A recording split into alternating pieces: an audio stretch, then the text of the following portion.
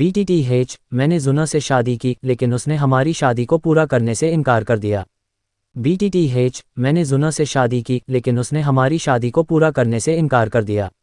सारांश, गूफी ने डूक्यूई महाद्वीप में प्रवास किया और ब्लैक सबमर्ज्ड किंग गूली का प्रिय पोता बन गया। 16 वर्ष की आयु तक वह पहले से ही गो कबीले का सबसे उत्कृष्ट प्रतिभाशाली व्यक्ति बन चुका था।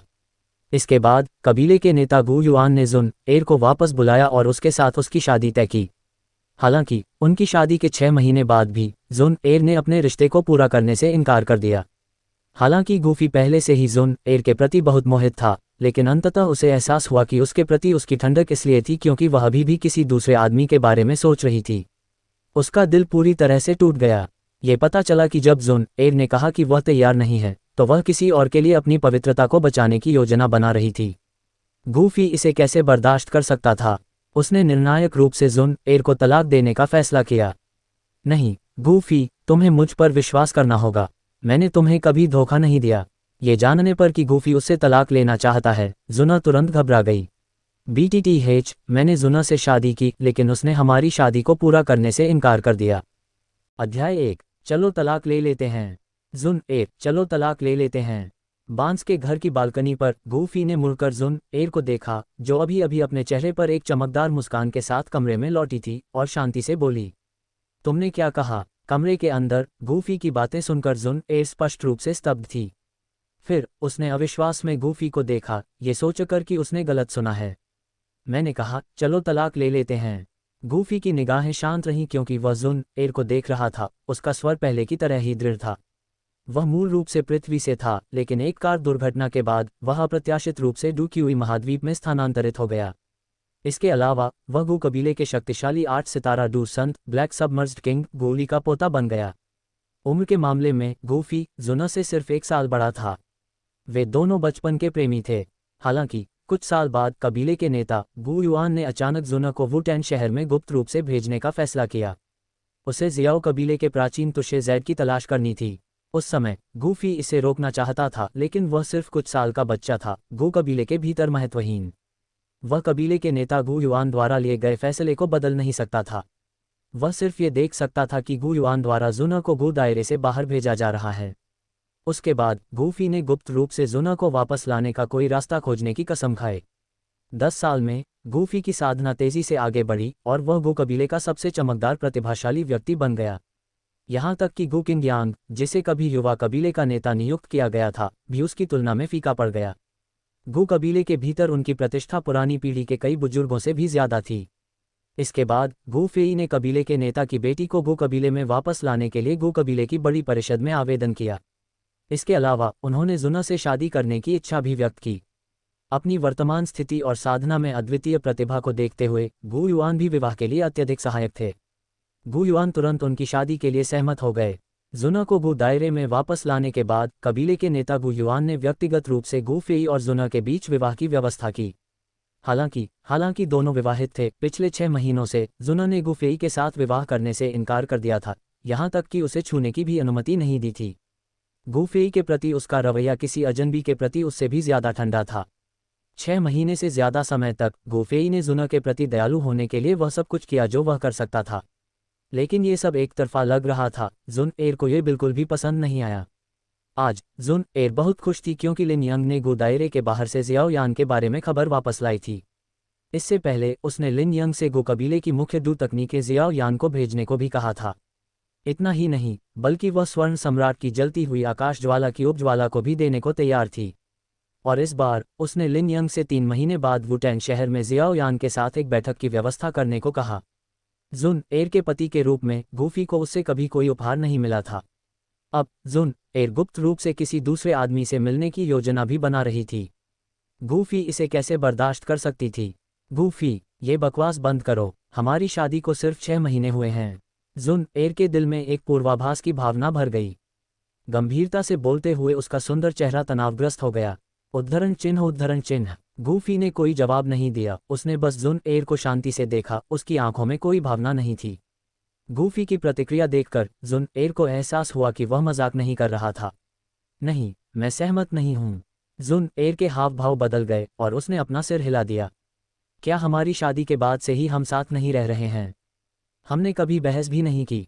मैंने क्या गलत किया है कि तुम तलाक मांग रही हो? मैं तलाक के लिए बिल्कुल भी सहमत नहीं हूँ। जुन एर ने अपने होंठ सिकुड़े और गूफी को दृढ़ता से देखा। कबीले के नेता की बेटी होने के नाते असाधारण प्रतिभा के साथ वह हर तरह से उज्ज्वल थी। अगर उसने गूफी को तलाक दिया तो इससे दूसरों की दुर्भावनापूर्ण अटकलें लगने की संभावना होगी और उसकी प्रतिष्ठा बर्बाद हो जाएगी। वह ऐसा कभी नहीं होने देगी। डिंग, जुन एर ने गुस्सा पैदा किया है। इमोशन पॉइंट जोड़ 100। इस समय गूफी के दिमाग में एक जानी पहचानी सिस्टम सूचना गूंजी। जब जुन एर ने गू कबीले को छोड़ दिया तो गूफी निराशा में डूब गया था और यह उस समय था जब वह इमोशन अपग्रेड सिस्टम से जुड़ गया था। बहुत किस्मत वाले लोगों से इमोशन पॉइंट इकट्ठा करके वह अपनी क्षमताओं को अपग्रेड कर सकता था। यह स्पष्ट अपग्रेड सिस्टम की वजह से ही था कि गूफी पिछले 10 सालों में इतनी तेजी से आगे बढ़ने में सक्षम था। अच्छा चल रहा है। हे, जुन एर के चेहरे पर बेहद गंभीर भाव देखकर गूफी ने व्यंग्यात्मक लहजे में कहा, तलाक से इनकार करने का तुम्हें क्या अधिकार है? वह जुन एर जिसे वह पहले जानता था ठंडी लेकिन कोमल थी, लेकिन अब गूफी को सिर्फ ठंडक ही दिख रही थी। शादी के बाद भी कुछ नहीं बदला था, वे अभी भी अजनबी जैसे थे। मुझे अधिकार क्यों नहीं है? सिर्फ तुम्हारे कहने पर हमें तलाक क्यों लेना चाहिए? गूफी के चेहरे पर ठंडी हंसी देखकर जुन क्रोधित हो गई और वह उन्मादपूर्ण ढंग से चिल्लाई, हे, तुम पहले से ही मरने के कगार पर हो। गर्म हो रहा है और तुम अभी भी मुझसे पूछ रहे हो क्यों? गूफी ने फिर से व्यंग्य किया। उसे यह महिला कई सालों से पसंद थी। अब उसने आखिरकार उससे रिश्ता तोड़ने का मन बना लिया था। धोखा। गूफी द्वारा इस्तेमाल किए गए शब्द को सुनकर जुना का शरीर थोड़ा कांप उठा। डिंग, जुना ने अत्यधिक क्रोध उत्पन्न किया है। भावना अंक जोड़ 200। तुम झूठ बोल रहे हो। मैंने कभी धोखा दिया है? तुम मेरा अपमान कर रहे हो। गूफी की ओर इशारा करते हुए और जोर से जवाब देते हुए जुना का नाजुक शरीर कांप उठा। झूठ। गूफी की आंखों में तिरस्कार का एक निशान दिखाई दिया। उसे उम्मीद नहीं थी कि यह महिला अब भी इनकार करेगी। उसने जोर से कहा, तुम अभी किससे मिले हो? क्या तुम्हें लगता है कि कोई नहीं जानता? लिंग यंग मेरी बड़ी है। गू दायरे में मेरे वर्षों के दौरान लिंग यंग ने मेरी देखभाल की। क्या मेरा उसके साथ संपर्क में रहना गलत है? गूफी की बातें सुनकर जुना क्रोधित हो गया और उसने उससे सही तरीके से सवाल किया। लिंग यंग से संपर्क करने में कुछ भी गलत नहीं है, लेकिन जब तुमने लिंग यंग से संपर्क किया तो तुम वास्तव में किसी और के बारे में चिंतित थे।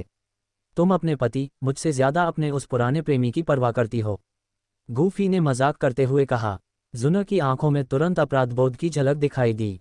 डिंग, जुना ने घबराहट जोड़ गुस्सा पैदा किया है। भावना अंक जोड़ 100। बकवास। क्या पुराना प्रेमी? मैं इतने सालों तक जियाओ परिवार में रहा और उसे सिर्फ भाई की तरह, परिवार की तरह माना। मुझे अपने परिवार की थोड़ी ज्यादा परवाह है। क्या ये गलत है? जुना को बहस करते हुए देखकर गूफी की आंखों में और भी तिरस्कार दिखाई दिया। हे, एक तथाकथित परिवार का सदस्य जिसका कोई खून का रिश्ता नहीं है, क्या तुम कबीले की गुप्त तकनीकों को छिपाने और यहाँ तक कि गोल्डन सम्राट की जलती हुई आकाश ज्वाला की उपलौ भेजने के लायक हो? गूफी ने व्यंग्य किया। और क्या तुम उसके साथ होने वाली हर चीज पर लगातार ध्यान देने और यहाँ तक कि अपनी अगली मुलाकात के लिए समय निर्धारित करने के लायक हो?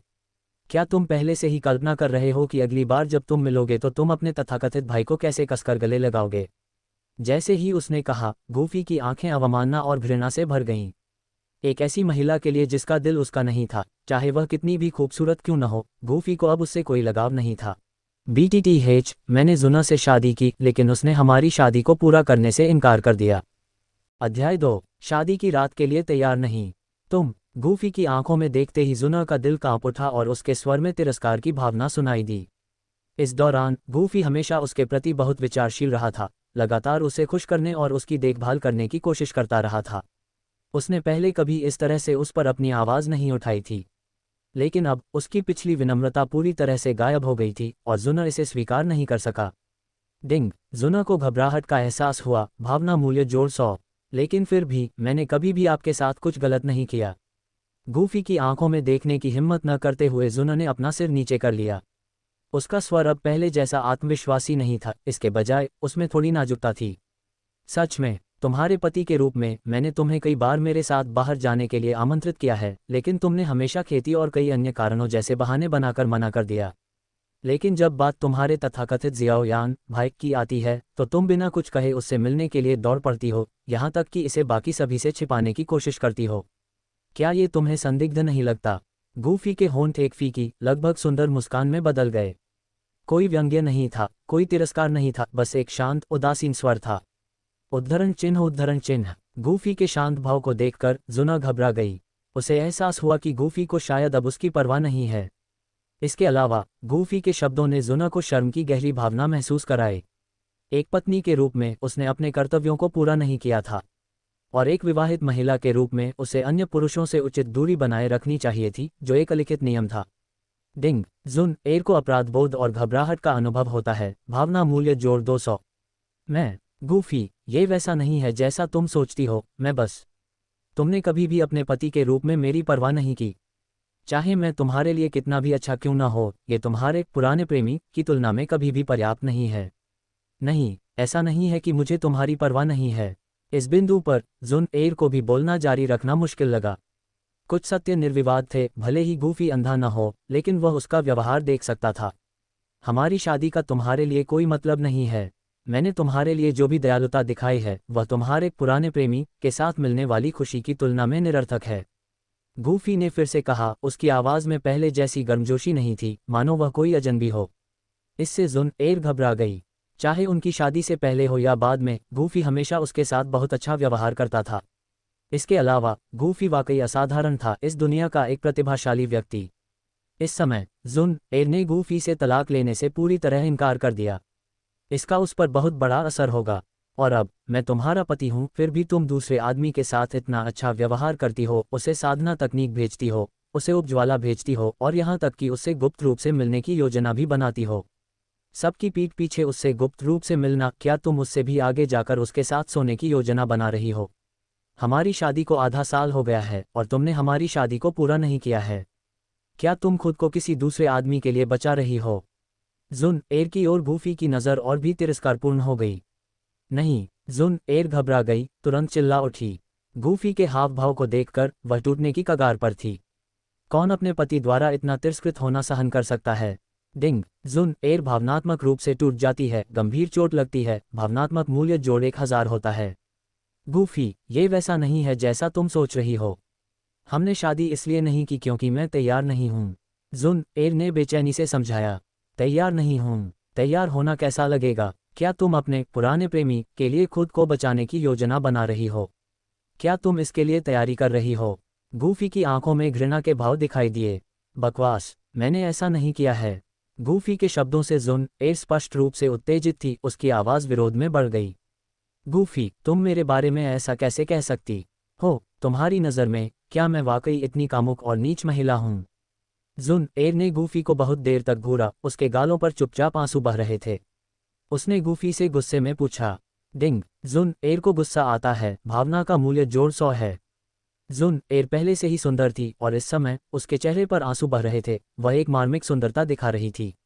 अधिकांश पुरुष ये दृश्य देखकर उसे सांत्वना देने की इच्छा महसूस करेंगे। हालांकि गूफी को बिल्कुल भी दया नहीं आई, वह ठंडा और उदासीन रहा। नहीं तो क्या तुम्हें लगता है कि तुम अपना सारा ध्यान किसी दूसरे आदमी पर केंद्रित कर सकती हो और फिर भी मुझसे उम्मीद कर सकती हो कि मैं तुम्हें पवित्र और गुणी समझूं? गूफी ने तिरस्कार के साथ कहा। अगर कोई कुछ घृणित काम करता है तो वे कैसे उम्मीद कर सकते हैं कि दूसरे लोग उसे न बुलाएं? दुनिया में ऐसा कहाँ संभव हो सकता है? गूफी के शब्दों को सुनकर जुन एर का शुरुआती गुस्सा धीरे धीरे खत्म हो गया, उसकी जगह शर्म की भावना ने ले ली। वह समझ गई कि इस मामले में वह वास्तव में गलत थी। डिंग जुन एर को अपराधबोध का अनुभव होता है। भावना मूल्य जोड़ 100। गूफी ने कुछ नहीं कहा, चुपचाप अपनी कुर्सी पर बैठ गया। एक पल के बाद जुन एर ने अपना संयम थोड़ा सा वापस पाया और गूफी की तरफ देखा, लेकिन वह सीधे उसकी नज़र से मिलने की हिम्मत नहीं कर पाए। अपने होंठ काटते हुए उसने कहा, मैं बस उसकी मदद करना चाहती थी, मैंने तुम्हें कोई नुकसान नहीं पहुंचाया। डिंग जुन एर को अनुभव हुआ अपराधबोध। भावना मूल्य जोड़ 100। उस आदमी को ऐसे विशेषाधिकार प्राप्त हैं जो मैंने तुम्हारे पति के रूप में कभी अनुभव नहीं किए। क्या तुम्हें लगता है कि सिर्फ इसलिए कि तुमने उसके साथ नहीं सोया, इसे धोखा नहीं माना जाता?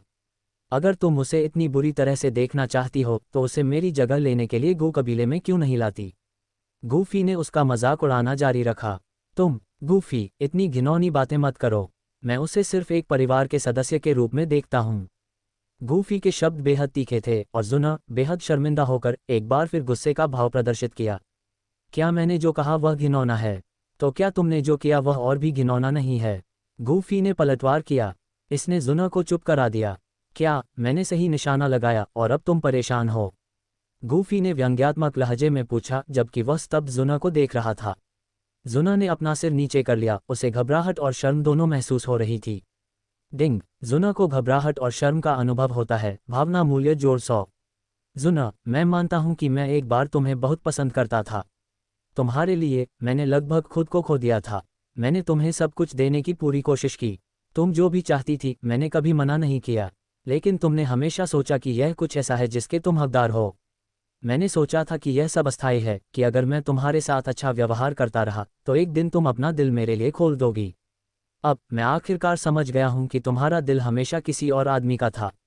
चूंकि तुम्हारा दिल यहाँ नहीं है और तुम्हारा शरीर मेरे साथ रहने को तैयार नहीं है, तो अब तुम्हें मेरे स्नेह का मुफ्त में आनंद लेने का अधिकार नहीं है। गूफी की निगाहें बर्फीली ठंडी थीं, उनकी आवाज़ तीखी और गंभीर थी। जैसे ही ये शब्द निकले, जुना के दिल में शर्म की भावना और भी मजबूत हो गई, जिससे वह अवाक रह गई। डिंग, जुना को अत्यधिक शर्म का अनुभव हुआ। भावना मूल्य जोड़ 300। BTTH, मैंने जुना से शादी की, लेकिन उसने हमारी शादी को पूरा करने से इनकार कर दिया। अध्याय 3, 7वीं स्तरीय कीमिया कौशल। तुमने मुझे, अपने पति को, किस स्थिति में डाल दिया? हम शादीशुदा हैं, लेकिन तुम अपने दिल को नियंत्रित नहीं कर सकते। गूफी की आवाज़ धीमी और ठंडी थी। जुन एर ने गूफी के चेहरे पर ठंडे भाव को घूरते हुए ऊपर देखा। वह समझाना चाहती थी लेकिन खुद को कुछ भी कहने में असमर्थ पा रही थी। कई मायनों में गूफी सही थी। अब जब वह शादीशुदा है तो उसे स्वाभाविक रूप से अन्य पुरुषों से खुद को दूर कर लेना चाहिए। हालांकि वह गूफी की भावनाओं पर कभी विचार नहीं करती थी, या शायद उसने उन पर विचार किया था लेकिन कभी परवाह नहीं की थी। डिंग, जुन एर डर और टूटने का अनुभव करती है। भावना मूल्य जोड़ 300। बस अब और कुछ कहने की ज़रूरत नहीं है, चलो तलाक ले लेते हैं। चूंकि तुम अपना दिल मुझे देने को तैयार नहीं हो, इसलिए मैं तुम्हें आज़ाद कर दूंगा।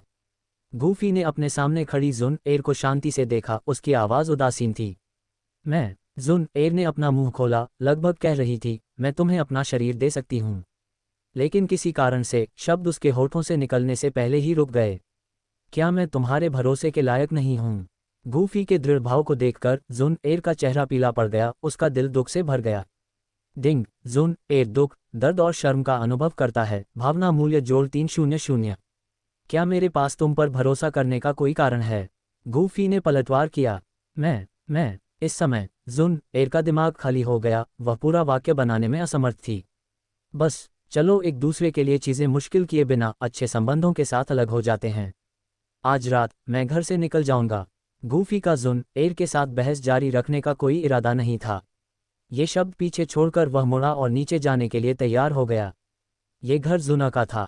पहले गूफी ने हर बात में जुना की बात मानी थी, इसलिए शादी के बाद भी जब जुना ने अपने घर में रहने की इच्छा जताई तो गूफी ने तुरंत हामी भर दी। अब जब बात इस हद तक बढ़ गई थी तो गूफी को स्वाभाविक रूप से रुकने का कोई कारण नहीं दिख रहा था। नहीं, तुम मेरे पति हो, तुम मुझे नहीं छोड़ सकते। स्थिति की गंभीरता को समझते हुए जुना ने जल्दी से अपना सिर घुमाया, गूफी से जिद करते हुए विनती की, अगर तुम नहीं चाहते कि मैं चली जाऊं तो मैं तुमसे पूछती हूं, क्या तुम आज रात हमारी शादी पूरी करोगे? जुना के शब्द सुनकर गूफी ने भौहें से कुर्नी, उसकी आंखों में एक अवर्णनीय घृणा भरी हुई थी और उसने एक आखिरी सवाल पूछा। जुना के पास शब्द नहीं थे। उसने पहले भी इस बारे में सोचा था, लेकिन अब वह तैयार नहीं थी। ठीक है, कल सुबह मैं जाकर कबीले के नेता को इस मामले की जानकारी दूंगी।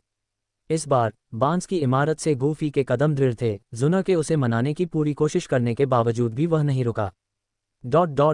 अब तक रात हो चुकी थी और अंधेरे ने जमीन को ढक लिया था। आसमान से ठंडी चांदनी बरस रही थी, जिसने पूरी पर्वत श्रृंखला पर एक हल्का चांदी का पर्दा डाल दिया था। पर्वत श्रृंखला के केंद्र में महलनुमा इमारतों का एक समूह खड़ा था, जो प्राचीन जानवरों की तरह उठती गिरती थी। चांदनी के नीचे पुरातनता की हवा बिखेर रही थी। गूफी अकेले इन प्राचीन महलों से दूर एक पर्वत शिखर पर खड़ी थी। इस समय आसपास का माहौल असाधारण रूप से शांत था, जो गूफी के दिल में शांति को दर्शाता था।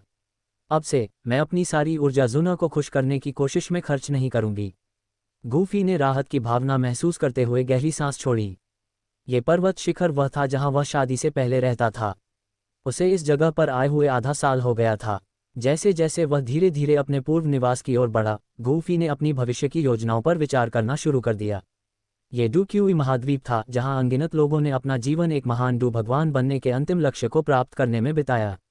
गूफी कोई अपवाद नहीं था।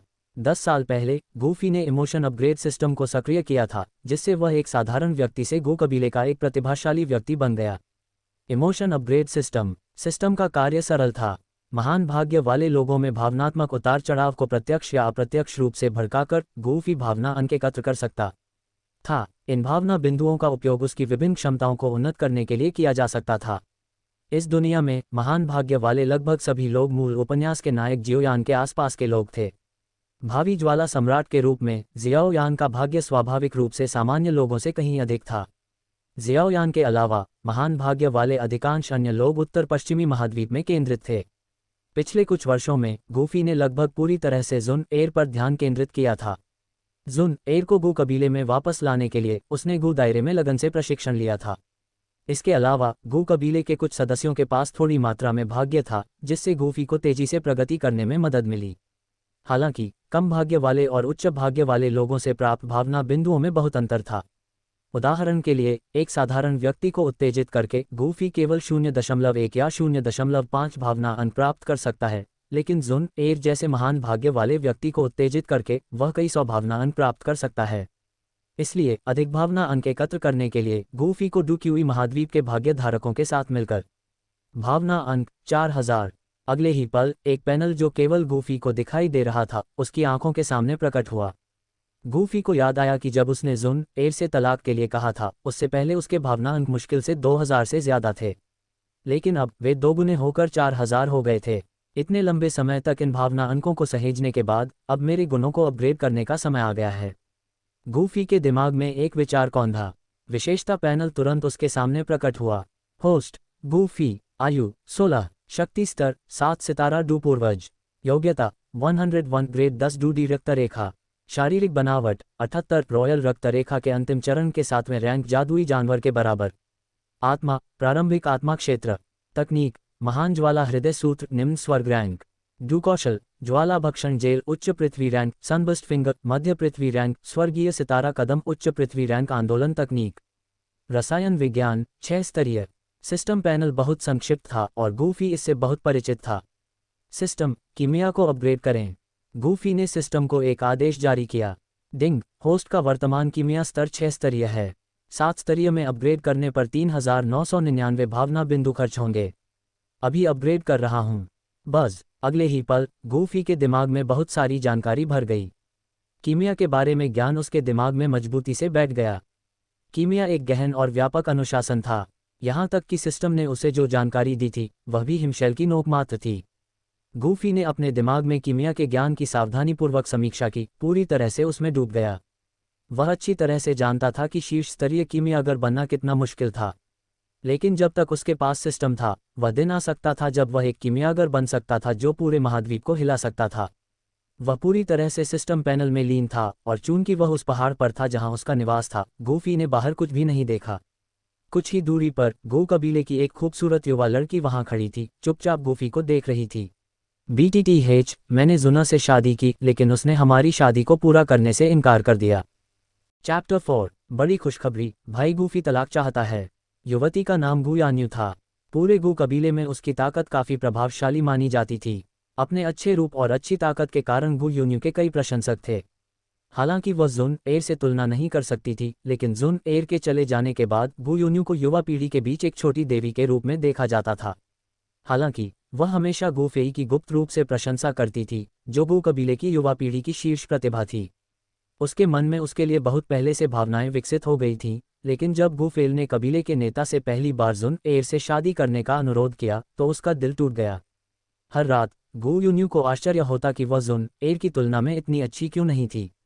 जुन एर ने बहुत पहले ही गू कबीले को छोड़ दिया था, जबकि गू यान्यू गूफी के साथ बड़ा हुआ था। फिर भी साथ साथ बड़े होने का बंधन भी जुन एर के आकर्षण को पार नहीं कर सका। इसके बावजूद गूफी के जुन एर से शादी करने के बाद गू यान्यू अभी भी हर रात उसके बारे में याद करते हुए यहाँ आती थी। गूफी इतना शानदार था कि वह उसे जाने नहीं दे सकती थी। आज गूफी को फिर से देखकर ऐसा लगा कि उसकी ताकत एक बार फिर बढ़ गई है। वह अब उसकी शक्ति या उसके भविष्य का अंदाजा नहीं लगा सकती थी। गूफी अपने सिस्टम इंटरफेस की सावधानीपूर्वक जांच कर रहा था और गू यान्यू अपने हाथ पर अपनी ठोड़ी को टिकाए हुए उसे चुपके से देख रही थी, विचारों में खोई हुई। उसका चेहरा लाल हो गया और उसकी सांस अस्थिर हो गई। गूफी ने जल्दी से आसपास की गड़बड़ी को नोटिस किया। वहाँ कौन है? उसने सावधानी से देखा और पाया कि यह वह लड़की थी जिसके साथ वह बड़ा हुआ था, गू यून्यू। गूफेर की तीखी निगाहों से चौंक कर गू यून्यू को डर था कि उसे एहसास हो सकता है कि वह कई दिनों से उसे चुपके से देख रही थी। गू यून्यू को घबराहट का अनुभव हुआ। भावना अंक जोड़ 3। घबराहट में उसने अपनी शर्मिंदगी को छिपाने के लिए बात की। भाई गूफी, तुम जुना के साथ क्यों नहीं हो? उसे थोड़ी चिंता हुई, लेकिन उसने देखा कि गूफी बिल्कुल अलग लग रहा था, उसकी आंखें दूर थीं। पहले जुना का नाम सुनते ही वह मुस्कुरा उठता था और उसकी नज़रें नर्म हो जाती थीं। लेकिन अब वह उदासीन लग रहा था, जैसे कि वह किसी अजनबी का नाम सुन रहा हो। मुझे अब जुना के साथ जाने की कोई ज़रूरत नहीं है। कोई ज़रूरत नहीं। गू यून्यू के दिल में एक असामान्य भावना उमड़ पड़ी। कुछ महसूस करते हुए उसने सहज रूप से और अधिक के लिए दबाव डाला। अब कोई ज़रूरत नहीं है। जुन, एर और मैं तलाक की तैयारी कर रहे हैं। गूफी ने गू यून्यू की आंखों में देखा। उसने उनमें उम्मीद की झलक देखी। गू यून्यू ने प्रत्याशा का अनुभव किया। भावना अंक जोड़ 5। सिस्टम प्रॉम्प्ट सही समय पर आया। गूफी ने गू यून्यू के लाल चेहरे को देखा और समझ गया। क्या ये हो सकता है कि यह लड़की उसके तलाक की उम्मीद कर रही थी? क्या वह संभवतः उसे पसंद करती है? जैसे ही गूफी बोलने वाला था, एक जानी पहचानी आवाज़ ने उसे बीच में रोक दिया। मैं उसे तलाक नहीं दूंगी। गू फी और गू यून्यू दोनों आवाज़ के स्रोत की ओर मुड़े। यह जुन, एर थी, जो अभी अभी आई थी। जुन, एर ने क्रोध का अनुभव किया। भावना अंक जोड़ 100। वह क्रोधित दिख रही थी, उसकी नज़रें दोस्ताना नहीं थीं क्योंकि वह कुवयू को घूर रही थी। सीयू येम्यू असहाय महसूस करते हुए पीछे हट गया और गूफेल की ओर देखा। उसे सहज रूप से उसकी मदद मांगते हुए देखा। जुन, एर बोलने ही वाली थी, लेकिन गूफी ने उसे बीच में रोक दिया। तुम यहाँ क्या कर रही हो? गूफी की आंखें निराशा और गुस्से से भरी हुई थीं। उसने उसे डांटा, तुम्हारे दिल में पहले से ही कोई और है, तो तुम मुझे घृणा करने के लिए यहाँ क्यों आए हो? जुना ने घबराहट में अपने निचले होंठ को काटा, यह महसूस करते हुए कि वह गलत थी। लेकिन फिर भी गूफी को गू यून्यू के साथ यहाँ नहीं होना चाहिए। तो तुम गू यून्यू के साथ यहाँ क्या कर रही हो? अगर मैं नहीं आती तो क्या तुम पहले ही उससे शादी कर लेती? जुना की खूबसूरत आंखों में गुस्सा चमक रहा था, उसके असंतोष उसकी कल्पना से बढ़ रहा था। हालांकि वह भाई जियाओयान से बहुत प्यार करती थी, लेकिन वह गूफी को गू यून्यू की देखभाल करने की अनुमति नहीं देगी। जुना को गुस्सा आया। भावना अंक जोड़ 100। जुना ने गूफी को घूर कर देखा और अपने मन की बात कही। क्या ऐसा हो सकता है कि तुम उसकी वजह से मुझसे तलाक लेना चाहती हो? गूफी ने निराशा से उसकी ओर देखा और आह भरी। जुन, एर अब भी उतनी ही सुंदर और चमकदार थी जितनी पहले थी, लेकिन वह अब वह छोटी लड़की नहीं थी जिसे वह पहले जानता था। जुन, एर, तुम ऐसा क्यों सोचती हो? मैं इस गिरी के साथ बड़ा हुआ हूँ। मेरे लिए एक बड़े भाई की तरह उसकी परवाह करना सामान्य बात है न? तुम्हें सभी लोगों में से पता होना चाहिए कि मैं तलाक क्यों चाहता हूँ। जुन, एर की आंखें लाल थीं, फिर भी उसने हठपूर्वक गूफेल की निगाहें पकड़ रखी थीं। लड़कियां संवेदनशील होती हैं और उसने बहुत पहले ही देख लिया था कि गू यून्यू के मन में गूफेई के लिए भावनाएं थीं। पहले गूफेई हमेशा दूसरी महिलाओं से दूरी बनाए रखता था, जो ठीक था। लेकिन अब गूफेई उसका पति था और भले ही वह उसे पसंद न करती हो, वह गू यून्यू को उस पर लालच करने की अनुमति नहीं देगी। क्या तुम सच में मुझसे तलाक लेने जा रही हो? मैं और क्या कर सकता हूँ? एक हरी टोपी पहनो और देखो कि तुम वह सब कुछ उसे दे दो जो मैं तुम्हें देता हूँ। जुन, एर की नज़र डगमगा गई, लेकिन उसने गू यून्यू के सामने अपना चेहरा खोने से इनकार कर दिया। जुन, एर को शर्मिंदगी महसूस हुई। भावना अंक जोड़ 8। गू यून्यू गूफी के पीछे चुपचाप खड़ी थी, उनकी बातचीत सुन रही थी। वह इस बात को लेकर उत्सुक थी कि गूफी अचानक तलाक क्यों चाहती है। उसके भारी शब्दों को सुनकर गू यून्यू को कुछ महसूस हुआ। क्या ये हो सकता है कि जुन, एर के मन में किसी दूसरे आदमी के लिए भावनाएं थीं? गूफी और कुछ नहीं कहना चाहता था। उसने थोड़ा भौहें सिकुड़ी और बाहर देखा। अंतहीन रात। तुम दोनों, बहुत देर हो चुकी है। कृपया घर जाओ, मुझे आराम करने की ज़रूरत है। जुन, एर ने अविश्वास से उसकी ओर देखा। वह वास्तव में उसे जाने के लिए कह रहा था, लेकिन गूफेल का रवैया दृढ़ था, इसलिए उसके पास गू यून्यूएल के साथ पहाड़ से उतरने के अलावा कोई विकल्प नहीं था। गूफेई बिना किसी और विचार के अपने कमरे में लौट आया, अपने सिस्टम इंटरफेस की समीक्षा की और फिर पूरी रात प्रशिक्षण लिया। अगली सुबह गूफेई सीधे गूसियान के क्षेत्र में एक भव्य हॉल में चला गया। वह पूरी रात नहीं सोया था, लेकिन उसने पहले ही जुन, एर के बारे में अपना मन बना लिया था। आधे साल के साथ रहने के बाद अगर वह उसका दिल नहीं जीत सकता था तो उसे जाने देना ही बेहतर था। इसलिए गूफेई गू युआन के आने के लिए हॉल में इंतजार कर रहा था। उसने गू युआन से मिलने और तलाक का प्रस्ताव रखने की योजना बनाई। उसने गु युआन से जुन एर से शादी करने का अनुरोध किया था और अब वह तलाक का अनुरोध कर रहा था। गूफी ने एक कड़वी मुस्कान छोड़ी, लेकिन फिर उसने पिछली रात हासिल किए गए इमोशन पॉइंट्स के बारे में सोचा और उसके चेहरे पर थोड़ी राहत की भावना दिखाई दी। गू कबीले के भव्य हॉल में थोड़ी देर इंतजार करने के बाद एक व्यक्ति चुपचाप सम्मान की सीट पर दिखाई दिया। ये व्यक्ति लगभग 40 साल का लग रहा था, एक साधारण मध्यम आयु वर्ग के व्यक्ति की तरह दिख रहा था। साधारण लिनन के कपड़े पहने, चेहरे पर मुस्कान के साथ। ये व्यक्ति गू युआन था, गू कबीले का नेता। इस समय गू युआन ने गूफी को एक दयालु नज़र से देखा। कबीले के नेता के रूप में, वह युवा पीढ़ी के नेता के रूप में गूफी की ताकत से बहुत प्रसन्न था। जुना के पिता के रूप में उनके दामाद के बारे में भी उनकी अच्छी धारणा थी। फिर भी गूफी ने डूबे हुए दबाव को महसूस किया। आखिरकार उसके सामने गो कबीले का नेता खड़ा था, एक ऐसा व्यक्ति जो उसके दादा से भी कहीं अधिक शक्तिशाली था। डू डी के बिना इस युग में गू युआन अपनी 9 सितारा डू सेंट शक्ति के साथ अजेय था। BTTH, मैंने जुना से शादी की लेकिन उसने हमारी शादी को पूरा करने से इनकार कर दिया। चैप्टर 5, क्या तलाक के लिए कोई कूलिंग ऑफ पीरियड होता है? आज तुम मेरे पास क्यों आए हो?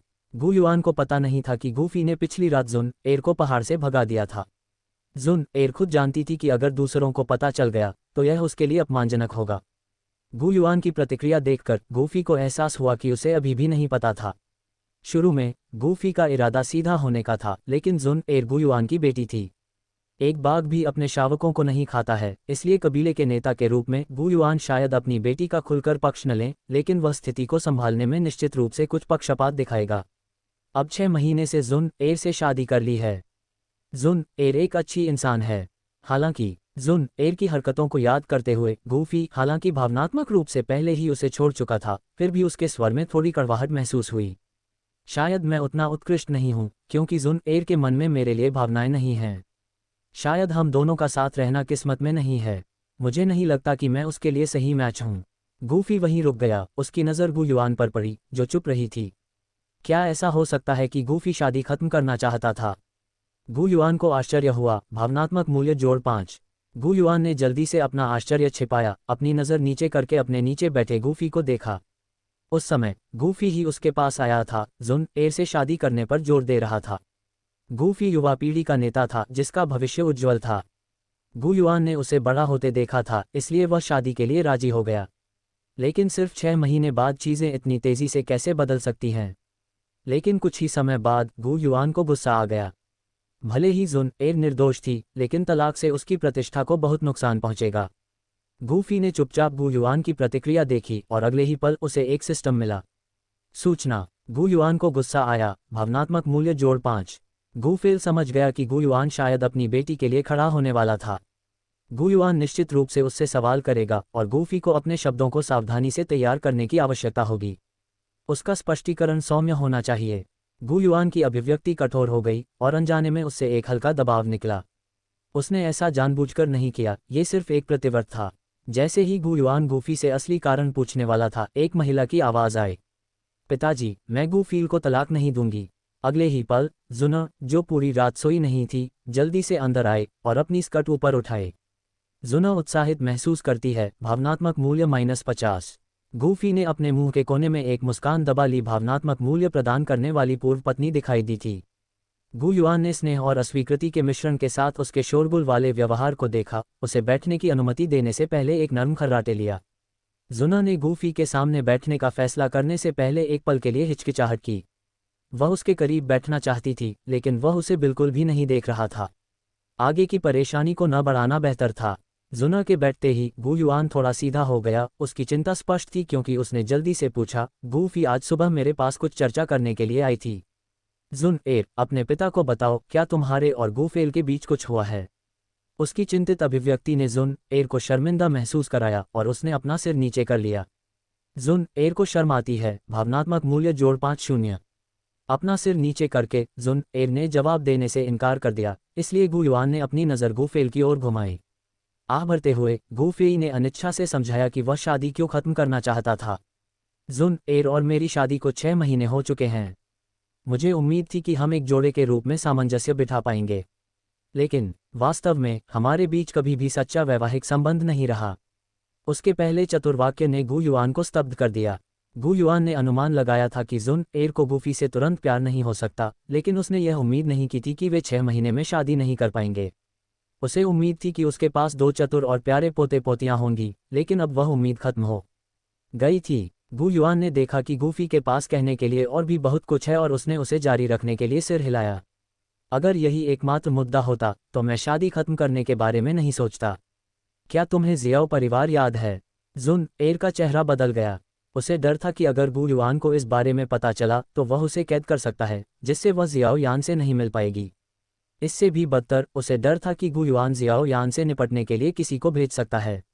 जुन एर घबराई हुई है। भावनात्मक मूल्य जोड़ 50।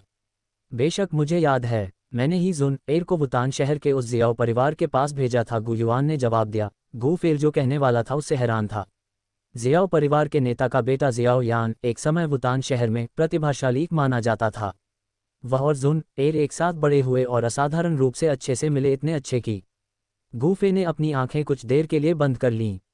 इतने अच्छे कि गू कबीले में लौटने के बाद भी वह उसे चुपके से उपहार देती थी। शायद वे सिर्फ दोस्त थे, लेकिन उसे डर था कि मैं नाराज हो जाऊंगा, इसलिए वह चुपके से मेरी पीठ पीछे जियाओ यान से मिलने चली गई। जुन एर को शर्म आती है। भावनात्मक मूल्य जोड़ 100। अपना सिर नीचे करके जुन एर सुन रही थी जब गू फेई ने अपने पिता को धीरे से सब कुछ बताया जो उसने किया था। उसने इनकार नहीं किया, लेकिन उसका चेहरा लाल हो गया। गू युआन को गुस्सा आता है। भावनात्मक मूल्य जोड़ 5। गू युआन वाह! जुन एर पर क्रोधित था, लेकिन वह गू फेर की भावनाओं को भी समझता था। एक पुरुष के रूप में अगर उसकी महिला ने ऐसा कुछ किया होता तो वह क्रोधित होता, इतना क्रोधित की तलाक चाहता। लेकिन गो युआन की बेटी दोषी थी और स्वाभाविक रूप से वह उसे बचाना चाहता था। लेकिन उसे गूफी के लिए भी दुख हुआ और उसने मन ही मनाह भरी। कुन, तुम ऐसा कैसे कर सकती हो? जियोयान तुम्हारे पति जितना भी अच्छा नहीं है, फिर भी तुमने ऐसा शर्मनाक काम किया। तुमने मुझे वाकई निराश किया है। जुन एर को शर्म आती है। भावनात्मक मूल्य जोड़ 200। अपने पिता की डांट से जुन एर को और भी शर्म आ गई। लेकिन फिर गू युआन ने अपना स्वर बदल दिया। जुन एर को निश्चित रूप से अपने किए पर पछतावा है। क्यों ना आप दोनों कुछ समय निकालकर इस बात पर विचार करें।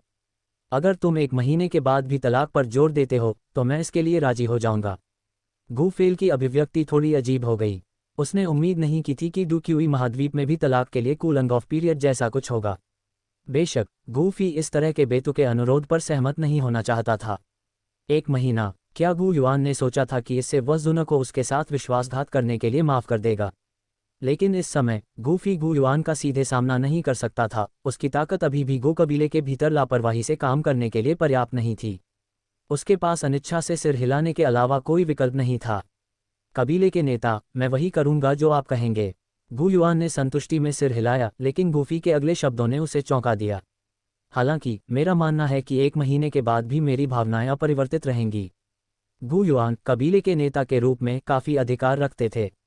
चूंकि उन्होंने गियूफी और जुन एर के अलगाव को स्थगित करने का फैसला किया था, इसलिए गूफी को अस्थायी रूप से सहमत होना पड़ा।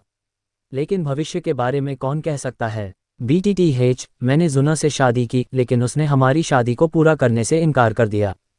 अध्याय 6। एक जियो कबीले की हिम्मत कैसे हुई प्रतिस्पर्धा को बर्बाद करने की। गूफी खड़ा हुआ, गू युआन को सम्मानपूर्वक प्रणाम किया और फिर चला गया। पूरी बातचीत के दौरान उसने जुना की ओर एक नज़र भी नहीं डाली। जुना और गू युआन दोनों ने इसे देखा। जुना ने अपने भीतर एक अजीब सी भावना को उठते हुए महसूस किया। क्या गूफी पहले उससे बहुत प्यार नहीं करता था? चीज़ें इतनी तेज़ी से कैसे बदल गईं? उसने असंतोष में अपने होंठ काटे। गूफी के जाने के बाद गू युआन ने एक गहरी सांस ली। उसकी बेटी बिगड़ गई थी, अनियंत्रित और लापरवाह हो गई थी। शादी के बाद भी वह अभी भी दूसरे आदमी के साथ उलझी हुई थी। क्या ये सब गू युआन के अत्यधिक भोग का परिणाम नहीं था? जुना उसकी दिवंगत पत्नी से बहुत मिलती जुलती थी, इसलिए उसने अनजाने में उससे अपनी उम्मीदें कम कर दी थीं। लेकिन अब ये कभी प्यारी और नाजुक बेटी एक ऐसी लड़की बन गई थी जो बिना किसी नियम या सम्मान के काम करती थी। गू युआन अब अनिश्चित था कि उसके पिछले निर्णय सही थे या गलत। वह देख सकता था कि गूफी के अनुरोध और उसकी प्रतिक्रिया धीरे धीरे गूफी के मन में जुन एर के लिए बचे हुए स्नेह को खत्म कर रहे थे। उसने इसका सारा दोष अपनी बेटी पर मढ़ा। जुन एर, क्या तुम्हें अपनी गलती का एहसास है? चूंकि तुमने गूफी से शादी की है, इसलिए तुम्हें अपने कामों के प्रति सचेत रहना चाहिए। तुम गुप्त रूप से किसी दूसरे आदमी से कैसे मिल सकती हो? इसके अलावा गूफी के मुकाबले जियाओ यान का क्या महत्व है? उसके जैसा बेकार, क्या वह इसके लायक भी है? गू युआन ने बहुत पहले जियाओ कबीले की जांच करने के लिए स्काउट भेजे थे, इसलिए वह जानता था कि जियाओ यान के जीनियस होने के बारे में गू फेल की टिप्पणी झूठ थी। जियाओ यान बेकार से ज्यादा कुछ नहीं था। युवा पीढ़ी की देवी जुन एर को उसके जैसे बेकार में कैसे दिलचस्पी हो सकती है। गू युआन का लहजा कठोर नहीं था, बस एक पिता की अपनी बेटी को दी जाने वाली सामान्य सलाह थी। उसे लगा कि उसका लहजा काफी कोमल था, लेकिन जुन एर शिकायतों से भरी हुई थी। उसे अभी भी यकीन नहीं हो रहा था कि वह पूरी तरह से गलत थी। पिताजी, गू फेल बिना किसी बात के इतना बड़ा बतंगड़ बना रहा है। आप मुझे क्यों डांट रहे हैं? गू युआन ने जुना को घूर कर देखा, लेकिन उसकी नम आंखों को देखकर उसका दिल नरम पड़ गया। वह सिर्फ एक आह भरकर हार मान सकता था। उसने जुना को दूर करने के लिए अपना हाथ हिलाया और गू फेई को मनाने के तरीके सोचने लगा। आखिरकार, जाने से पहले गू फेई के शब्द दृढ़ थे, वह सच में जुना को तलाक देना चाहता था। जुना के जाने के बाद गू युआन लंबे समय तक चिंतन में बैठा रहा और फिर उसने गू फेई के दादा गुली से मिलने का फैसला किया ताकि युवा जोड़े के रिश्ते पर चर्चा की जा सके। गू युआन को उम्मीद थी कि गुली गू फेई को पुनर्विचार करने के लिए मना लेंगे। गू फेई अपने दादा का बहुत सम्मान करता था, इसलिए अगर गुली उससे बात करे तो अभी भी उम्मीद हो सकती है। इस बीच ये खबर कि गूफी और जुना एक के बाद एक कबीले के नेता से मिलने गए थे, पूरे गू कबीले में तेजी से फैल गई। गू यून्यू की अफवाहों के साथ, जिसे पिछली रात जुना के साथ पहाड़ की चोटी से खदेड़ दिया गया था, कहानी और भी व्यापक हो गई। गू यून्यू ने अपनी आंखों में एक धूर्त चमक के साथ जाने से पहले पिछली रात क्या हुआ था इसके बारे में कुछ विवरण बताए थे। गू कबीले में अफवाहें वहां से और तेज हो गईं। अब कबीले में कई लोग जानते थे कि गूफी और जुना के रिश्ते में खटास आ गई थी। जब गूफी और जुना की शादी हुई तो ये कबीले में एक गर्म विषय था। जुना को युवा पीढ़ी की देवी के रूप में देखा जाता था और गूफी को उनमें से सबसे शक्तिशाली माना जाता था। उनके मिलन ने स्वाभाविक रूप से बहुत चर्चा को जन्म दिया, लेकिन अब केवल आधे साल बाद उनकी शादी टूटने की कगार पर लग रही थी, जिससे विवाद की एक नई लहर उठ खड़ी हुई। हॉल से निकलने के बाद गूफी अपने निवास पर वापस चला गया। अपनी गहरी इंद्रियों से उसने देखा कि चलते समय उसकी ओर फुसफुसाहटें और नजरें आ रही थीं। उसे पता था कि खबर फैल गई होगी। गूफी ने अपना सिर हिलाया। इस स्थिति से जो भी परिणाम निकले वह उसकी चिंता का विषय नहीं था। आमतौर पर जो लोग गूफी पर फिदा थे वे दूर खड़े होकर आपस में फुसफुसाते हुए दूर रहते थे। कभी कभी उत्सुक, उत्साहित या नाराज नजरें उस पर पड़ती थीं। हालांकि गूफेल को ये नजरें अच्छी लगती थीं, उनकी ओर ध्यान आकर्षित करने के लिए नहीं, बल्कि उन्हें मिलने वाली भावनात्मक ऊर्जा के लिए। गूयू, जिज्ञासा भावना, भावनात्मक मूल्य जोड़े एक। गूफेयांग, नाराजगी भावना, भावनात्मक मूल्य जोड़े एक। गुयाओ, क्रोध भावना, भावनात्मक मूल्य जोड़ 5। गुयाओ, क्रोध भावना, भावनात्मक मूल्य जोड़ 5। हालांकि इनमें से किसी भी व्यक्ति का कोई खास भाग्य नहीं था और उनके भावनात्मक मूल्य बाल्टी में एक बूंद की तरह थे। हर छोटी छोटी चीज ने मदद की। गूफेई ने उन्हें दूर नहीं किया। हालांकि गुयाओ नामक किसी व्यक्ति की क्रोध भावना ने उसका ध्यान खींचा। भीड़ में गुयाओ नामक व्यक्ति ने गूफी को गुस्से से देखा। वह गुस्सा विशेष रूप से गूफी पर निर्देशित नहीं था। गुयाओ ने एक बार जुन एर की प्रशंसा की थी क्योंकि वह गू कबीले में युवा पीढ़ी की देवी थी। लेकिन जुन एर के गूफी से विवाह करने के बाद गुयाओ को उससे दूर होना पड़ा। वह खुद को एक सज्जन व्यक्ति मानता था और किसी और की पत्नी को लेने का अनैतिक कार्य नहीं करेगा। इसके अलावा उसे यह स्वीकार करना पड़ा कि गूफेल एक ऐसा व्यक्ति था जिसका वह सम्मान करता था और प्रशंसा करता था। लेकिन अब यह जियाओ यान कोई भी कहीं से प्रकट नहीं हुआ था। यह जियाओ यान कौन था? वह तस्वीर में कैसे आया और वह अब इतना क्रोधित क्यों था? उसे बाहर निकालो। ये पता चला कि गुयाओ को गूलिंग से, जिसने एक बार जुन एर को बुलाया था, जुन एर और गूफी के बीच दरार के पीछे संभावित कारण के बारे में पता चला था। ये संभवतः उत्तर पश्चिमी क्षेत्र के जियाओ यान नामक एक अज्ञात व्यक्ति के कारण था। अगर जुन एर जियाओ यान की वजह से गूफी से झगड़ रही थी तो इसका मतलब सिर्फ ये हो सकता है कि उसके मन में उसके लिए भावनाएं थीं। गुयाओ होशियार था और उसने एक ही संकेत से स्थिति को जल्दी से समझ लिया। वह एक बार पीछे हट गया था क्योंकि गूफेल उत्कृष्ट था और जुन एर का पति बनने के योग्य था। लेकिन जियाओ यान के बारे में क्या? उसके जैसा कोई भी व्यक्ति उसकी तुलना कैसे कर सकता है? जितना अधिक गुयाओ ने इसके बारे में सोचा उतना ही वह क्रोधित होता गया। उसका गुस्सा अब सिर्फ जियाओ यान पर ही नहीं था, ये गूफी पर भी स्थानांतरित हो गया था। गूफेल के सिस्टम ने उसे ईमानदारी से सचेत किया और उसने अपनी नज़र गुयाओ की ओर घुमाई, जो एक खिड़की के पास बैठा था। उसकी अभिव्यक्ति हत्या के इरादे से काली हो गई थी।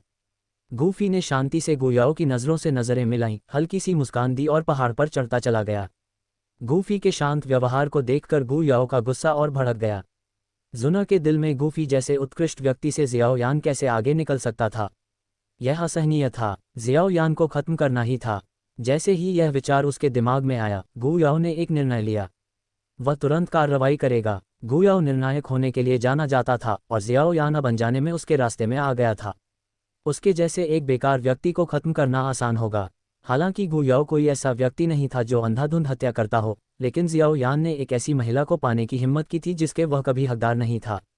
अगर गु युआन ने जुना को उस वीरान जगह पर नहीं भेजा होता तो जियाओ यान को अपने जीवनकाल में उसे देखने का भी मौका नहीं मिलता। BTTH, मैंने जुना से शादी की लेकिन उसने हमारी शादी को पूरा करने से इनकार कर दिया। अध्याय 7, गु कबीले का सबसे चमकीला कीमिया जीनियस। सियू याओ ने एक पल के लिए सोचा और अपने सबसे भरोसेमंद सहयोगियों में से एक को बुलाया। तुरंत उत्तर पश्चिमी क्षेत्र की ओर बढ़ो। सहयोगी, थोड़ा हैरान, उसकी ओर देखा। केवल गु याओ की आंखों में तीव्र हत्या के इरादे से भरा हुआ था। जियाओ यान को ढूंढो और उस कचरे को खत्म करो। गु याओ की शक्तिशाली आभा और काली निगाहों से भयभीत सहयोगी को ठंडा पसीना आ गया और उसने तुरंत सहमति में अपना सिर झुका लिया। जब एक हत्यारे को जियाओ यान से निपटने के लिए भेजा जा रहा था, गूफी अपने पहाड़ की चोटी पर लौट आया। थोड़ी देर आराम करने के बाद उसने 7वीं रैंक की गोली को परिष्कृत करना शुरू करने का फैसला किया। एक 7वीं रैंक की गोली, बाहरी दुनिया में ऐसी प्रतिभा सभी को चकित कर देगी। गूफी बहुत छोटा था, केवल 16 साल का, और फिर भी वह एक 7वीं रैंक की गोली को परिष्कृत करने में सक्षम था जिसे कई कीमियागर अपने जीवनकाल में कभी हासिल नहीं कर सकते थे। कोई भी 7वीं रैंक की गोली नीलामी में एक खगोलीय कीमत प्राप्त कर सकती थी। कई 7वीं रैंक की गोलियां अमूल्य खजाने थीं जो भयंकर प्रतिस्पर्धा को भड़काने में सक्षम थीं। इससे पहले सिस्टम ने गु फेल के कीमिया कौशल को 7वें स्तर तक उन्नत किया था। नतीजतन गु फेई ने कई 7वीं रैंक की गोली व्यंजनों में भी महारत हासिल कर ली थी। कल रात देर तक जागते हुए गु फेर के विचार केवल जुन एर के साथ अपनी शादी पर केंद्रित नहीं थे। इससे भी महत्वपूर्ण बात यह है कि वह इन 7वीं रैंक की गोलियों के बारे में सोच रहा था। चूंकि अब उसके पास इतनी सारी गोली व्यंजनों तक पहुंच थी, इसलिए वह स्वाभाविक रूप से उन्हें परिष्कृत करना शुरू करना चाहता था। गूफी ने इस बार जिस गोली को परिष्कृत करने का इरादा किया था, वह एक ऐसी गोली थी जो डू पूर्वज की खेती को एक स्टार तक बढ़ा सकती थी, जिसका नाम सी बूस्टिंग पिल था। बाजार में ये गोली एक अनमोल 7वीं रैंक की गोली थी। इसका मुख्य लाभ यह था कि एक बार सेवन करने के बाद ये बिना किसी दुष्प्रभाव के डू पूर्वज की खेती को एक स्टार तक बढ़ा सकती थी। अभ्यासी की नींव में कोई अस्थिरता नहीं होगी, अकेले गोली सीधे डू पूर्वज की शक्ति को बढ़ा सकती है। 7वें रैंक के कीमियागर के लिए भी इस गोली को परिष्कृत करने में बहुत समय लगता था और फिर भी विफलता की संभावना थी। गूफी 7वें रैंक की गोली को परिष्कृत करने का प्रयास क्यों करना चाहता था? सिस्टम द्वारा प्रदान की गई गोली की विधि को याद करते हुए उसने खुद से कहा, बस समय बिताने के लिए। हाँ, गूफी के लिए एक गोली को परिष्कृत करना जिसे तैयार करने में सामान्य 7वें रैंक के कीमियागर को सप्ताह या एक महीने भी लग सकते थे, बस समय बिताने का एक तरीका था। तलाक का शांत होने का समय ठीक था 1 महीने में। शायद गोली तैयार होने तक समय समाप्त हो जाएगा। जब सब कुछ तैयार हो गया तो गूफी ने अपने निवास के बाहर एक अवरोध स्थापित किया। वह किसी भी महत्वपूर्ण क्षण में कोई व्यवधान नहीं चाहता था जो कीमिया प्रक्रिया को बर्बाद कर सकता था।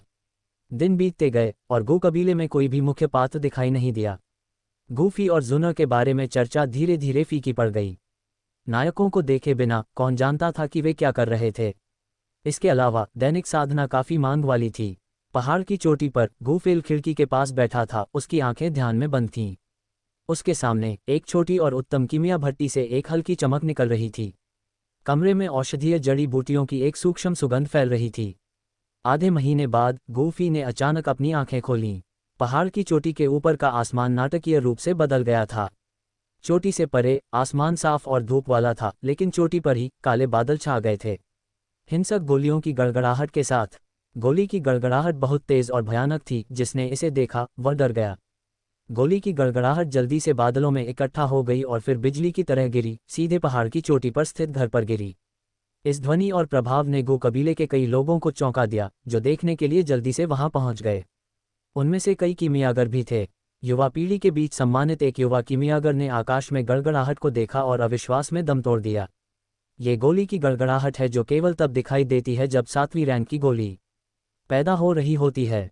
हालांकि वहां केवल कुछ कीमियागर ही मौजूद थे, लेकिन वे सभी समझ गए कि 7वीं रैंक की गोली कितनी कीमती है। WIRE युवागिरी ने अपनी प्रशंसा व्यक्त की। उसके चेहरे पर मजबूत व्यक्तियों के लिए उसकी लालसा दिखाई दे रही थी। किसने सोचा होगा कि भाई गूफी के पास न केवल असाधारण साधना है, बल्कि वह कीमिया में भी अत्यधिक कुशल है। वास्तव में भाई गूफी केवल 16 वर्ष का है। मिस कुना को वास्तव में ऐसा नहीं करना चाहिए था। गू कबीले के एक बुजुर्ग जो दूसरों द्वारा सम्मानित थे ने अपनी आंखों में खेद के भाव के साथ बात की। आखिरकार मिस जुना भी बेहद प्रतिभाशाली थी और गू फेल के साथ उनका मिलन निश्चित रूप से गू कबीले को और ऊपर उठाएगा। हालांकि मिस जुना के मन में किसी और पुरुष के लिए भावनाएं थीं। चर्चाएं तेज होती गईं, उनमें से अधिकांश प्रशंसा से भरी थीं। प्रशंसा, ईर्ष्या इत्यादि की ये सभी भावनाएं गूफी की प्रणाली द्वारा एकत्र की गईं।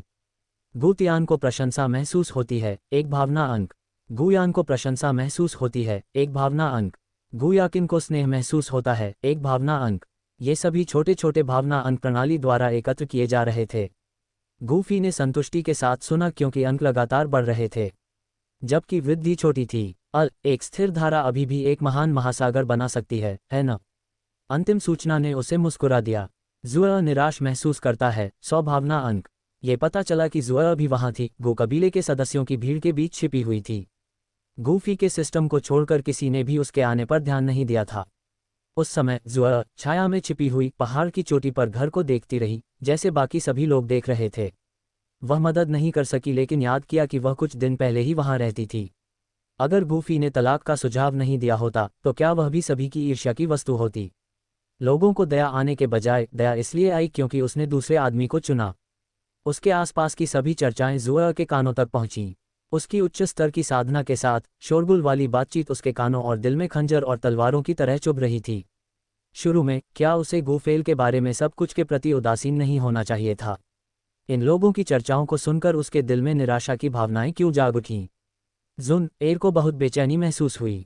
अपने निचले होंठ को काटते हुए उसने भौहें सिकोड़ी और दूर पहाड़ की चोटी को देखा। उसकी नज़रें एकाग्र नहीं थीं, वह विचारों में खोई हुई थी। हालांकि जुन एर को गूफेल पसंद नहीं था, लेकिन मजबूत व्यक्तियों के लिए उसकी प्रशंसा उसे यहाँ ले आए, क्योंकि उसने एक शक्तिशाली उपस्थिति को महसूस किया था, जैसे कि एक उच्च स्तरीय गोली की। वह उत्साह में शामिल होने के लिए दौड़ी। आखिरकार उसके पिता गू युआन वास्तव में बहुत नाराज थे और उन्होंने घोषणा की थी कि उसे 1 महीने के लिए घर से बाहर निकाल दिया जाएगा। जब तक गूफी अपने पिता से फिर से मिलने नहीं आती, तब तक उसे स्वतंत्र रूप से घूमने की अनुमति नहीं दी जाएगी। अंदर ही अंदर जुन एर गूफी को दोषी ठहराने से खुद को नहीं रोक पाए। आधे महीने बीत जाने के बाद उसे एक उच्च स्तरीय गोली के उभरने का आभास हुआ और वह चुपके से बाहर निकल गई, जबकि गू युआन ध्यान नहीं दे रहा था। रास्ते में जूरेर उत्साहित था, ये सोचकर कि गो कबीले के बुजुर्गों में से एक ने एक उच्च स्तरीय गोली को परिष्कृत किया था। किसने सोचा होगा कि 7वीं रैंक की गोली को परिष्कृत करने वाला वास्तव में गूफी था। BTTH, मैंने जुना से शादी की, लेकिन उसने हमारी शादी को पूरा करने से इनकार कर दिया। इस मामले पर चर्चा करने के लिए उसके पास आया था और अजीब तरीके से और चतुराई से उसे गूफी को मनाने के लिए कहा था। ये सुनकर गूली को स्वाभाविक रूप से पहले तो नाराजगी महसूस हुई। गू युआन के जाने के बाद उसने ठंडी सांस ली। उसके पोते को उसकी पोती ने धोखा दिया था और अब गू युआन चाहता था कि वह गूफी को जुन एर को माफ करने के लिए मना ले। कितना हास्यास्पद! इसके अलावा गूफी एक आम आदमी नहीं है, वह क्यों पीछे हटता रहे? फिर भी कबीले के नेता ने इतनी ईमानदारी से अनुरोध किया था, इसलिए गूली के पास सही तौर पर सहमत होने के अलावा कोई विकल्प नहीं था। लेकिन अंदर ही अंदर वह जानता था कि वह ज़्यादा कुछ नहीं कर सकता था। वह अपने पोते के चरित्र को अच्छी तरह से जानता था। गूफी दृढ़ इच्छाशक्ति वाला था और वह ऐसा कुछ नहीं करता था जो वह नहीं करना चाहता था, भले ही गूली दादा के रूप में अपने अधिकार का इस्तेमाल करे। इसके अलावा निजी तौर पर गूली नहीं चाहता था कि उसका पोता, जो एक विलक्षण प्रतिभा है, इस तरह का अपमान सहे। दुनिया में बहुत सी महिलाएं हैं, गूफी को सिर्फ एक पर क्यों अटकना चाहिए? समय बीतता गया और गू कबीले के लोग उस पहाड़ पर जाना जारी रखते थे जहां गूफी रहता था और प्रशंसा में देखते रहते थे। जैसे जैसे प्रशंसा और सम्मान की भावनाएं धीरे धीरे सिस्टम में घुलती गईं, आखिरकार दूसरी 7वीं कक्षा की गोली का जन्म हुआ। परिचित काले बादल और गोली बिजली एक बार फिर पहाड़ के ऊपर इकट्ठा हो गई। अनगिनत गू कबीले के सदस्य फिर से गू फेफ के पहाड़ के चारों ओर तमाशा देखने के लिए इकट्ठा हुए। जैसे जैसे गोली बिजली बार बार गिरती गई, भयानक दबाव सैकड़ों मील तक फैल गया। बहुत से दर्शक दबाव को झेलने में असमर्थ होकर पीले पड़ गए। कुछ लोग इस बात को लेकर चिंतित हो गए कि क्या गूफी ठीक हो जाएगा। आखिरकार उसने अभी अभी 7वीं कक्षा की एक गोली को परिष्कृत करना समाप्त किया था, उसकी बिजली का सामना किया था और अब वह फिर से ये सब करने की तैयारी कर रहा था। क्यों चिंता करते हो? क्या तुम नहीं जानते कि गूफी कौन है? वह केवल पीली बिजली से परेशान नहीं है। बिल्कुल, गूफी के बारे में चिंता करने के बजाय क्यों न अपने खुद के कीमिया कौशल को सुधारने पर ध्यान केंद्रित किया जाए। भीड़ में अच्छे स्वभाव वाली हंसी फैल गई और चिंतित व्यक्ति शर्मा गया और अपना सिर खुजलाने लगा। उसने मन ही मन तय किया कि वह अगली बार भूफेल से सलाह लेगा। 16 वर्षीय कीमिया प्रतिभा, भले ही वह जीवन भर लगन से अभ्यास करे, वह कभी भी माप नहीं सकता। तभी जुना प्रकट हुई, पहाड़ की ओर बढ़ती हुई। वह पहाड़ की तलहटी में खड़ी थी, उसकी भौहें गुस्से में उठी हुई थीं, उसकी आंखें क्रोध से भरी हुई थीं। जुना को गुस्सा आता है। भावनात्मक मूल्य 200। गूफी ने पहाड़ की ओर देखने के लिए अपनी आंखें खोलीं। बहुत नीचे उसने एक छोटी सी आकृति देखी। उस आकृति ने एक गहरी सांस ली और गुस्से से भरी आवाज में, डू क्यूई द्वारा बढ़ाई गई ताकि यह पहाड़ की चोटी पर स्पष्ट रूप से सुनी जा सके, चिल्लाया, गूफेल, मुझे उम्मीद नहीं थी कि तुम इस तरह के व्यक्ति हो। आप भाई शियाओ यान की हत्या करने के लिए किसी को कैसे भेज सकते हैं? भीड़ में हंगामा मच गया। जो लोग स्थिति को जानते थे वे जुना के आरोप पर संदेह कर रहे थे, जबकि अन्य लोग विचार करने लगे या झिझकने लगे। वुतान शहर में शियाओ कबीले का बेटा शियाओ यान भी जुना का पूर्व प्रेमी था। क्या ये हो सकता है कि गूफी अपनी पत्नी द्वारा धोखा दिए जाने के बाद ईर्ष्या और आक्रोश से बाहर निकलकर शियाओ यान को नुकसान पहुंचाने की कोशिश कर रहा था? शायद वह व्यभिचारी को मारना भी चाहता था, लेकिन जब किसी ने अस्थायी रूप से यह सुझाव दिया तो यह विचार विरोध की लहर में जल्दी ही डूब गया। असंभव, हम गूफी के बारे में बात कर रहे हैं। ठीक है, क्या वह जुन एर की वजह से किसी आम आदमी को चोट पहुंचाएगा? इसके अलावा गूफी को अब जुन एर बिल्कुल पसंद नहीं है और वह अंधाधुंध हत्या करने वाला व्यक्ति नहीं है। जो लोग स्थिति को जानते थे वे जुन एर के एक तरफा दावे पर विश्वास नहीं करते थे, और जो नहीं जानते थे वे इसे मानने के लिए और भी कम इच्छुक थे। वे सभी जानते थे कि गूफी किस तरह का व्यक्ति था। BTTH, मैंने जुना से शादी की लेकिन उसने हमारी शादी को पूरा करने से इनकार कर दिया। अध्याय 9, सत्य का खुलासा। गूफी अपनी दयालुता और विनम्रता के लिए जाने जाते थे और जुन एर के लिए उनका प्यार बहुत गहरा था। भले ही जुन एर ने उन्हें चोट पहुंचाई थी, लेकिन गूफी अपने दर्द के बावजूद जियाओ यान को मारने के लिए कभी नहीं झुकेंगे। गू कबीले के कुछ दयालु सदस्यों ने जुन एर को मनाने की कोशिश की। मिस जुन एर, क्या कोई गलतफहमी हो सकती है? हाँ, भाई गूफी किसी को नुकसान पहुंचाना कैसे चाह सकते हैं? अपने आसपास के सभी लोगों को गूफेल का बचाव करते हुए देखकर जुन एर ने निराशा में अपना पैर पटक दिया। उसकी आंखें लाल हो गईं। तुम में से कोई भी मुझ पर विश्वास नहीं करता। गूफेल स्पष्ट रूप से जियोयान से ईर्ष्या करता है, इसलिए वह उसे नष्ट करना चाहता है। गुस्सा और नियंत्रण खोते हुए जुना ने अपने विचार उगल दिए, लेकिन जैसे ही उसके मुंह से शब्द निकले उसे पछतावा हुआ। जुना को पछतावा हुआ। भावना मूल्य जोड़ 100। हालांकि पछतावा व्यर्थ था। एक बार शब्द बोल दिए जाने के बाद उन्हें वापस नहीं लिया जा सकता। जुना की आवाज़ तेज नहीं थी, लेकिन उसके डूक्यूई के साथ गूफी ने पहाड़ की चोटी से सब कुछ स्पष्ट रूप से सुना। जुना के आरोपों और अनुचित व्यवहार का सामना करते हुए सामान्य रूप से सौम्य स्वभाव वाले गूफी को भी गुस्सा आने लगा। हालांकि इसने तलाक के लिए आगे बढ़ने के उसके संकल्प को और मजबूत कर दिया। आज जुना एक निराधार दावे के आधार पर उस पर आरोप लगा सकती है। कल क्या वह जियोयान को खुलेआम उसके पहाड़ पर लाएगी? गूफी ने पहाड़ की ओर देखते हुए उपहास किया धीरे धीरे। फिर उसने गुस्से में जुना को अनदेखा करते हुए खिड़की बंद कर दी। गूफी ने कुछ भी समझाने की जहमत नहीं उठाई। जब कोई गलती खोजने पर आमादा हो तो कोई भी बहाना काफ़ी होता है। उसने कभी ऐसा कुछ नहीं किया जिसका उस पर आरोप लगाया गया था, लेकिन अगर जुना को लगता है कि उसने ऐसा किया है तो ऐसा ही हो। उसे ही बेवकूफ़ रहने दो। बस बहुत शोर हो रहा था। गूफी ने आह भरी और अपने घर के चारों ओर एक कतार बना ली, जिससे अंदर का सन्नाटा फिर से लौट आया। गूफी ने जब एक छोटी सी गोली उठाई और उसे जांचने लगा तो हवा में दवा की हल्की सी महक फैल गई। उसके चेहरे पर एक हल्की सी मुस्कान आ गई। एक और सफलता। जबकि गूफी दवा को परिष्कृत करने में व्यस्त था, गुयुआन को पहले ही पता चल गया था कि आज गूफेर के पहाड़ के हादसे में एक बेतुकी घटना हुई है। जुना, जो स्पष्ट रूप से दुखी थी, गुयुआन के पास खड़ी थी। उसकी भौहें सिकुड़ी हुई थीं। उसे फिर से जमीन पर गिरा दिया गया था और इस बार गुयुआन ने खुद ही गठन स्थापित किया था। भले ही वह 3 दिन और रात बिता ले, वह इसे तोड़ नहीं पाएगी। अपने कार्यों पर ठीक से विचार करें। आज बहुत ज्यादा था। जुना ने उसे घूर कर देखा और मुंह बनाया। मैं व्यक्तिगत रूप से इस मामले की जांच करूंगा और आपको और गूफी दोनों को स्पष्टीकरण दूंगा। इसके साथ ही वह चला गया। पूरी जांच के बाद गुयुआन के निष्कर्षों ने उसे अनजाने में ही भौंचक्का कर दिया। उसने जो पाया वह ये था कि गूफी ने किसी से बात नहीं की थी। लगभग 1 महीने तक गूफी ने अपने पहाड़ पर खुद को पूरी तरह से अलग थलग कर लिया था। उसने पूरा महीना दवा को परिष्कृत करने में बिताया था और कोई भी उसके घर के करीब नहीं आया था। कोई रास्ता नहीं था जिससे गूफी जियोयान को मारने के लिए किसी को व्यवस्थित कर सके। पूरी तरह से सत्यापन के बाद ये निष्कर्ष निर्विवाद था। यही इसका अंत होना चाहिए था, लेकिन जुन एर ने जवाब मांगना जारी रखा, इसलिए गु युआन के पास और गहराई से खोज करने के अलावा कोई विकल्प नहीं था। पता लगाने के बाद उसने मामले से पूरी तरह से असंबंधित किसी व्यक्ति को उजागर किया।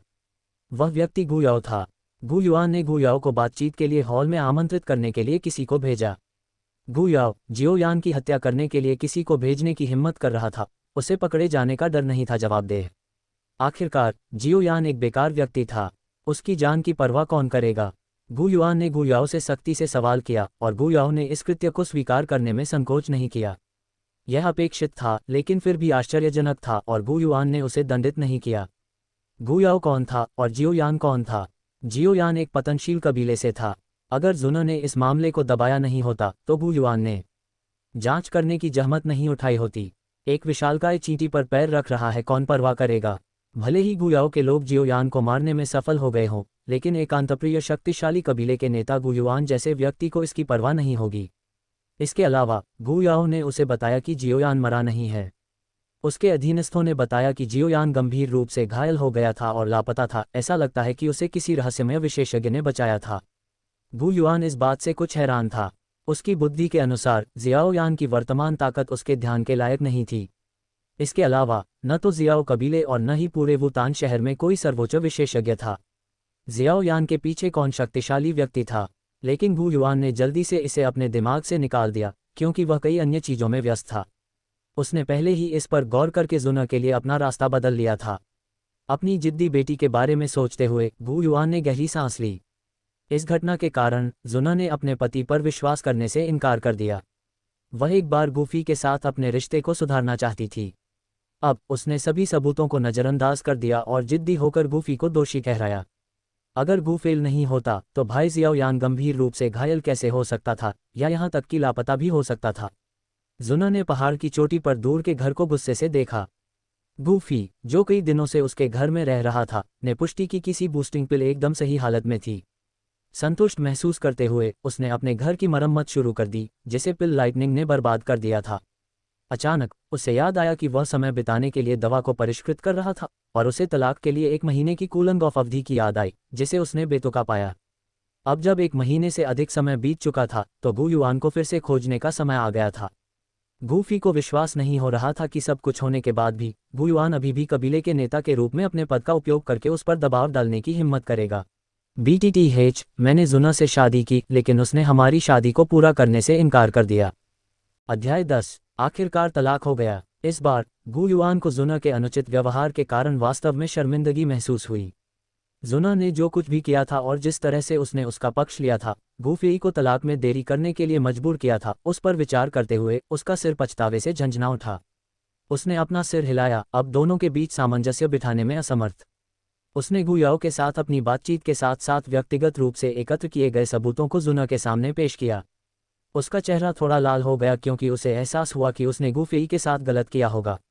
हालांकि जिद्दी होने के कारण उसने अपनी गलती मानने से इनकार कर दिया और वहां से जाने से पहले असंतुष्ट खर्राटे लिए। हॉल के प्रवेश द्वार पर वह संयोग से गुफी से टकरा गई, जो जल्दी से वहां आ रही थी। एक बार एक जोड़े के रूप में उनकी मुलाकात अब जुन के असंतोष और गुफेर की पूरी उदासीनता से चिन्हित थी। जुन रुक गई, अपने होंठ काट रही थी जैसे कि बोलना चाहती हो, लेकिन गुफी ने बिना देखे ही उसे अनदेखा कर दिया, जैसे कि वह वहां थी ही नहीं। गु युआन ने दरवाजे पर हो रही हलचल को देखा और चाय की चुस्की लेते हुए आह भरी। गुफी हॉल में खड़ा हुआ और दृढ़ निश्चयी था। उसने बहुत कम बोला, जिससे गु युआन उसके और जुन एर के बीच दुर्भाग्यपूर्ण भाग्य पर विलाप करने लगा। गु युआन ने फिर से गंभीरता से पूछा, क्या तुम सच में जुन एर को तलाक देने के लिए दृढ़ निश्चयी हो? गुफी ने सिर हिलाया। हाँ। गु युआन ने आखिरी बार कोशिश की। कोई पछतावा नहीं। गुफी एक पल के लिए झिझकी। जुन एर प्रत्याशा महसूस करती है, भावनात्मक मूल्य जोड़ 50। गुफी द्वारा अनदेखा किए जाने के बावजूद जुन एर हठपूर्वक दरवाजे पर खड़ी रही और वहां से नहीं गई। गुफी उसकी ओर पीट करके कुछ देर के लिए चुप हो गया। अप्रत्याशित रूप से जुन एर ने अपने भीतर एक अजीब सी भावना को उठते हुए महसूस किया।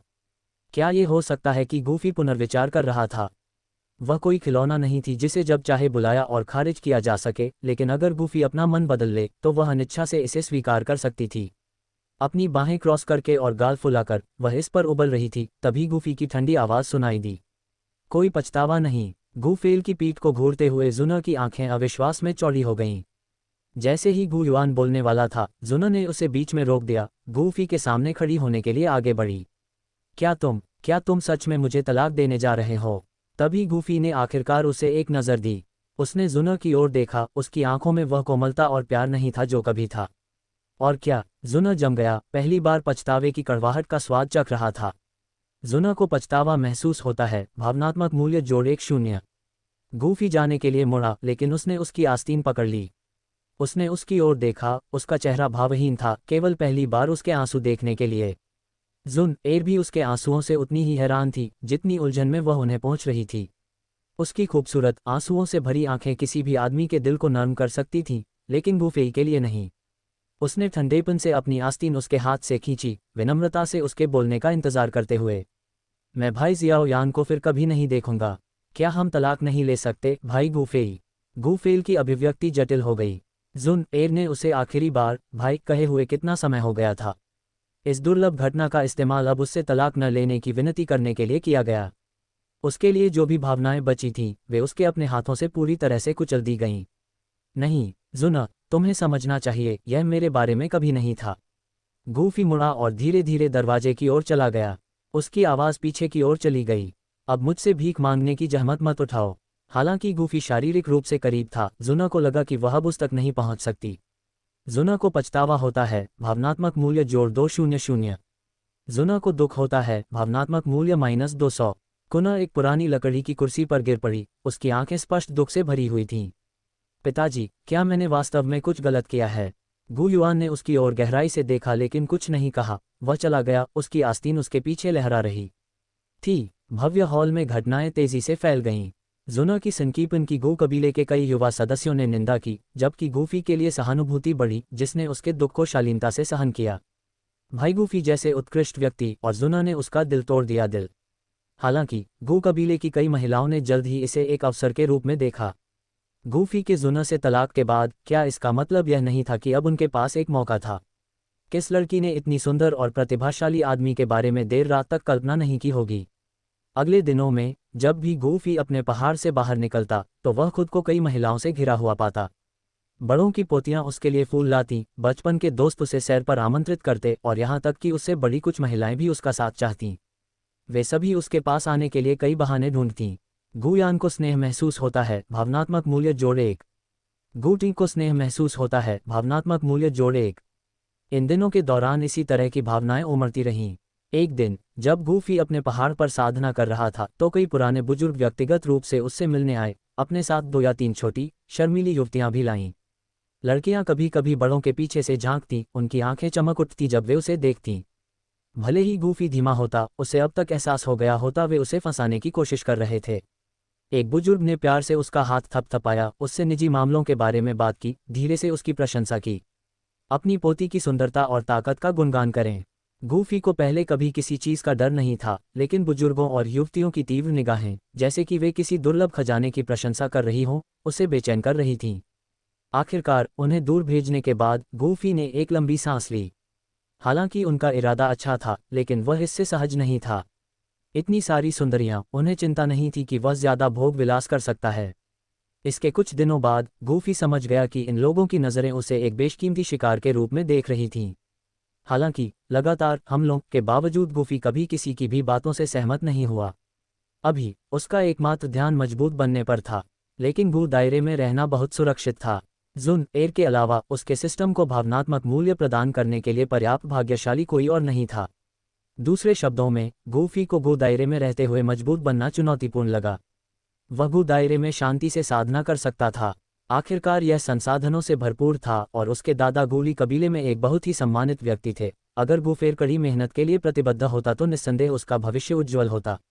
लेकिन सिस्टम की शक्ति का अनुभव करने के बाद गूफी एक जगह पर रहकर खेती करने से संतुष्ट नहीं हो सकता था।